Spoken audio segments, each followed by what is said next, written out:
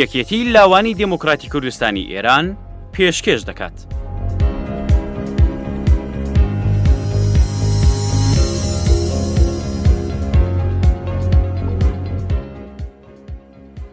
لە کۆمەڵە فایلە سیاسیەکان فایلی ژمارە 7 فاشیزم.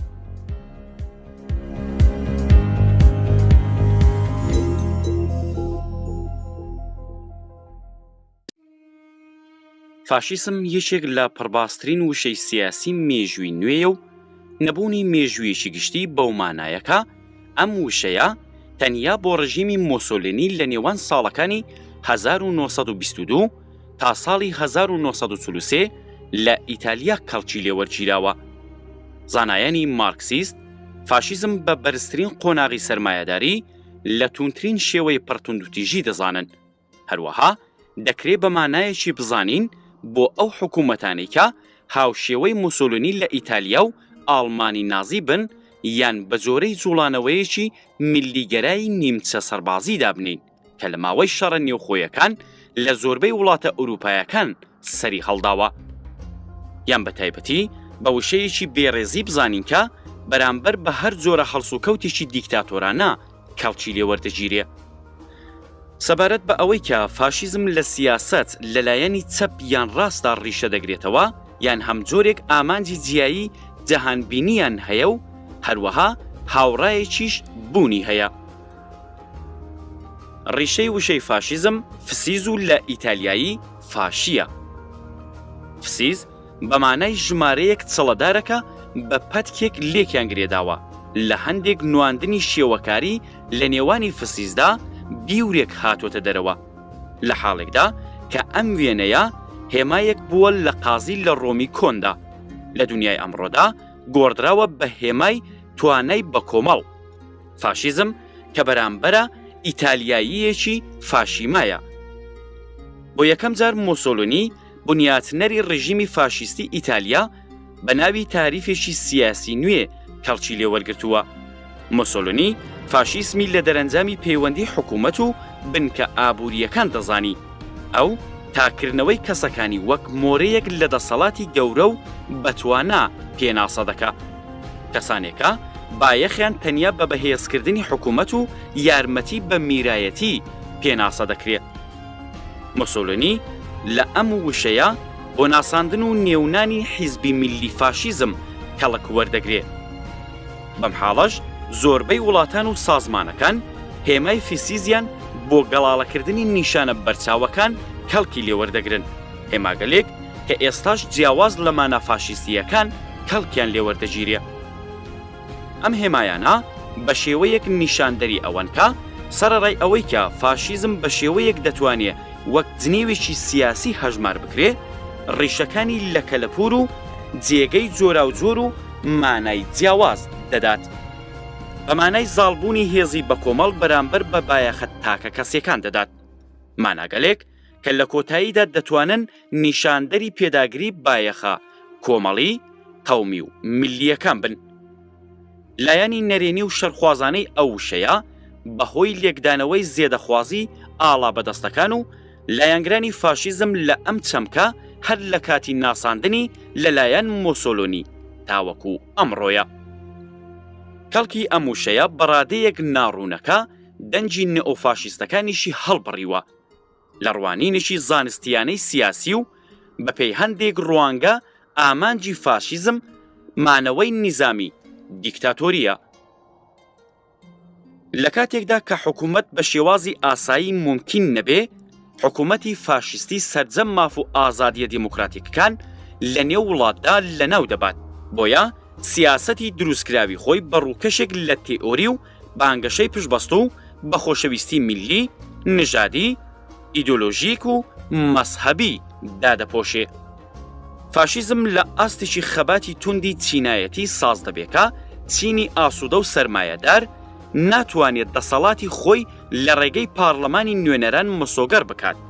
بۆیەش ڕوو لە مڵهۆڕی و تیرۆر و سەرکوتی خوێناوی جوڵانەوە کاریگەریەکان و هەر جوڵانەوەیەکی دموکراتیکی تر و هەروەها ڕوو لە خەڵەتاندنی گشتی و قسەی بێبنەما دەکات. لە ڕوانگەی مێژووی فاشیزم سەرەتا لە ئیتالیا و لە ساڵی 1990 ساز بوو، 3 ساڵ دواتر توانی حکوومەتی ئەم وڵاتە بگرێتە دەست.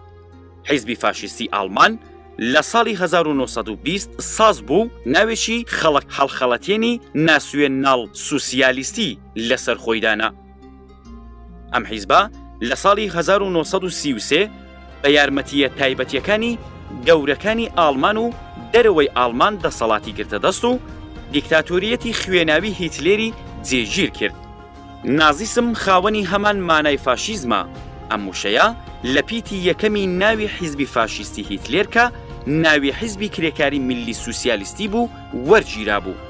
هەڵبەت نەکرێکاری بوو، نەمیلی و نەسوسیالیستی. فاشیسم بەرهەمی ئیمپریالیسم و دەڵەکە تایبەتیەکانە.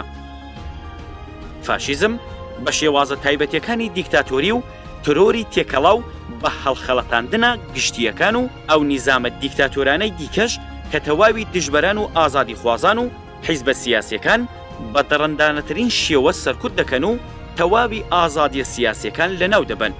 دەگوترێ وەکو ڕژی مەزاڵەکانی یونان، پورتەخاڵ و ئیسپانیا. ئەوان تەنیا بە کراسە خۆڵە مێشی و بازوبەند بە شێوەی خاچی شکا و سڵاوی بڵیندکردنی دەست بە شێوەی هیتلێری کیفایەت ناکەن. گروپی تایبەتی ئەوان سەرقاڵی جاسووسی و کۆنووس سازین و لە خزمەتی ڕژیمی دژە دیموکراتیک بۆ سەرکوتی ئازادی خوازانن. ئەوان تێئۆری نیژادی باڵادەست وەکو پۆشێکی خاوەن خاک و نەزمی ئاسمانی پرۆپاگەندە دەکەن و تۆوی شەڕوقین لە نێوان میلەتەکان بڵاو دەکەنەوە و پلانی گەورەکردنەوەی وڵات دادەڕێژن و وەک وزەی خزنکراوی دیکتاتۆر و داگیرکەری نوێ هەژمار دەکرێن. بناغەی سەرەکی فاشیزم کە مۆسۆلینی هەندێک لە زانستنامەی ئیتالیا لە ساڵی 1932 باس کردووە بریتین لە باوەڕمەندنەبوون بە قازانجی ئاشتی، دژایەتیکردنی بیری سوسیالیستی، دژایەتی لیبرالیزم، پەیڕەویکردنی هەموو گروپەکان لە دەوڵەت، پیرۆزی پێشەوا تا ئەو پەڕی خۆی، دژایەتی دموکراسی، ئەوان دموکراسی بە خۆپەرستی ناو دەبن، باوەڕمەندی قوڵ بە قارەمانپەرستی، پرۆپاگەندە بۆ ڕوحی شەڕکەری، نظامی یەک حیزبی. ئامانجی فاشیزم بە ناوی جوڵانەوەیەکی کۆنەپەرستی چەکدار تواننەوە و بێسامانکردنی چینی زەحمەتکێشە تا بتوانێ ئەوان بێتوانە و بێهێز بکات. فاشیزم بەم شێوەیە لە چوارچێوەی سیاسەتی سونەتی چینی حاکم و لە کادرێکی خەباتی سەرمایەداری و بە تایبەتی خاوەن زەویەکان و لە دژی چینی کریکار دادەنرێ. بەڵام لە ڕوانگەی کۆمەڵایەتی بناغەکەی لە وردە بۆرژوازی شاریە و لە بۆرژوازی نوێی وەرزێڕیدایەکە هاوڕێ لەگەڵ ئاڵوگۆڕەکان لە خاوەنداری زەویەکان لە هەندێک ناوچە هات بۆ مەیدان. لە ئاکامدا هەر هێزێکی وردە بۆرژوازی زیاتر بتوانێ یەکگرتووی ئیدۆلۆژیک و سازمانی لە پێکهاتەی نیزام مسۆگەر بکات کە کولتوری شەڕەنگێزی باش بنوێنێ.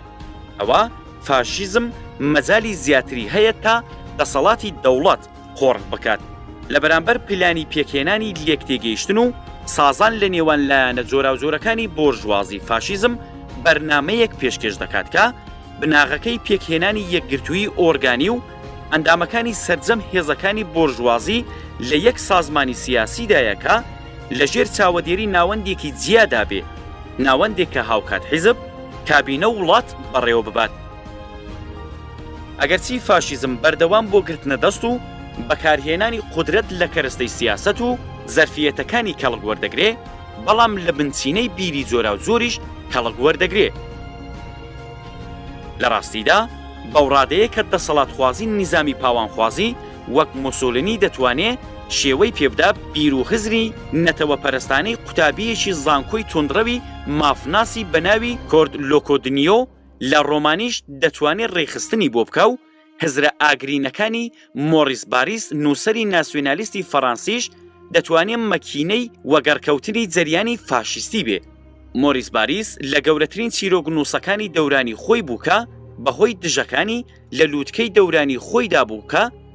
لە ڕاستیدا ئەمڕۆ کە فاشیزم لە ڕێگەی بڵاوبوونەوە بیری پوچ و ناڕوونی مەسەبی و پوچە دژە عەقڵ و دوور لە عەقڵ ڕێخستن بۆ کراوە، سازکردنی دابوو نەریتێکی باوەڕخواز و پڕوپوس باوەڕ و دوور لە ئەقڵ و پەسەند نەکراوی شارۆمەندان. پەرەپێدانی بیری چەقبەستووی مەسەبی ترس لە جنسی بەرامبەر لە کۆمەڵگایەکی پیاوسالار و دژەژن و پەرەپێدانی هەستی مردون و ناهومێدی لە نێو خەڵک و هەروەها خستنە پشتگوێی زانست و بەرەو پێشچوونی کۆمەڵایەتی بۆ داپۆشێنی لەشڕزی و بۆ گەنێوی خۆی دەسەڵات وەردەگیرێ و حکم دەکات. فاشیست تەنیا لە ناو خۆیەوە لە ناو دەچێت و تووشی شکەست دەبێ. بێگومان ئەوەش لە ڕێگەی چالاکیەکان و خەباتکردنی ئازادی خوازانەی شارۆمەندانی وڵاتێکی بندەستی فاشیزم دەبێ. ڕەنگە بتوانین بڵین 2000 شکەستی هێناوە، 1 لە ئالبانیا و بارێکی دیکە لە چین. هەڵبەت جوڵانەوە قایم و ئازادی خوازەکان فاشیزمیان گۆڕیوە و پێشی لەدایک بوونیشیان گرتووە. بۆ زانیاری زیاتر سەبارەت بە پێکێنانی حکوومەتی فاشیست و ئەوەی کە حکوومەتێکی فاشیست چی بەسەر میلەتەکەی دێنێ، پێشنیاری خوێندنەوەی کتێبی فاشیزم بە قەڵەمی کێوین پاسمۆر دەکەین.